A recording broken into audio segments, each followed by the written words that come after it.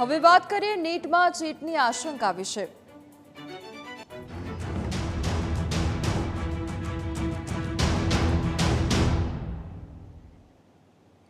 નીટની પરીક્ષામાં ગેરરીતિના આરોપ મુદ્દે સીએમને રજૂઆત કરવામાં આવી છે અને પેરેન્ટ્સ એન્ડ સ્ટુડન્ટ્સ એસોસિએશને સીએમને રજૂઆત કરી છે।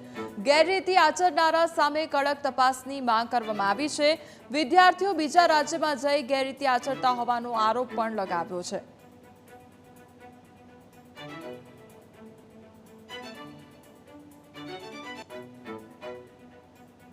છેલ્લા સમયથી આપ જોઈ રહ્યા છો પૈસા ફેંકો અને રેન્ક મેળવો, પૈસા ફેંકો અને નીટની અંદર સ્કોર મેળવો, એટલે કે જે નીટની ગરબડી થઈ છે, નીટનું કમ્પાઉન્ડ થયું છે, નીટની ઇરેગ્યુલરિટી થઈ છે, નીટની ડિસ્ક્રિપન્સી થઈ છે, એક મોટા પાયે ધાંધલી થઈ છે।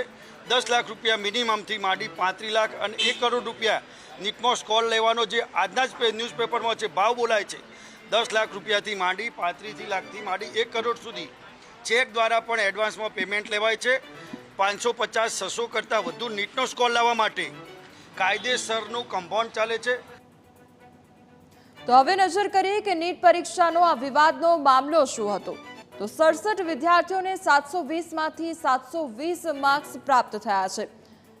તો 67 એવા વિદ્યાર્થીઓ જેને પૂરેપૂરા માર્ક્સ આવ્યા છે। 67માંથી 6 વિદ્યાર્થીઓના સીટ નંબર એક જ સિક્વન્સમાં હતા। ગત વર્ષે નીટ યુજીમાં માત્ર 2 ટોપર્સ વિદ્યાર્થીઓ હતા અને આ વખત 67 એવા વિદ્યાર્થીઓને પૂરેપૂરા માર્ક્સ આવ્યા છે। 2019 અને 2020માં એક વિદ્યાર્થી ટોપર બન્યો હતો।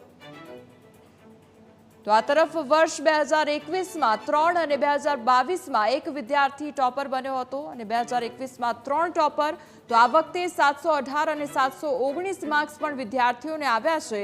તો આ વખતે 718 અને 719 માર્ક્સ પણ વિદ્યાર્થીઓને પ્રાપ્ત થયા। માર્કિંગની પદ્ધતિ પ્રમાણે 718 કે 719 માર્ક્સ ન આવી શકે અને નીટની પરીક્ષામાં 720 માર્ક્સનું પેપર હોય છે અને એમાં 718 અને 719 માર્ક્સ વિદ્યાર્થીઓને આવ્યા છે।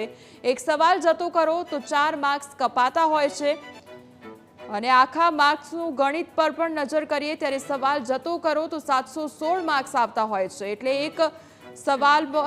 એક સવાલ જો જતો કરો તો 4 માર્ક્સ કપાતા હોય છે અને સવાલ ખોટો હોય તો 5 માર્ક્સ કપાય છે અને તેમ છતાં પણ વિદ્યાર્થીઓને ઘણા એવા વિદ્યાર્થીઓ છે કે જેના માર્ક્સ 718 થી 719 આવ્યા છે। સવાલ ખોટો પડે તો 715 માર્ક્સ આવે અને કોઈ પણ સંજોગોમાં 718 કે 719 માર્ક્સ વિદ્યાર્થીઓને ન આવે તેમ છતાં પણ કેટલાય એવા વિદ્યાર્થીઓ કે જેમને 718 કે 719 માર્ક્સ આવ્યા છે।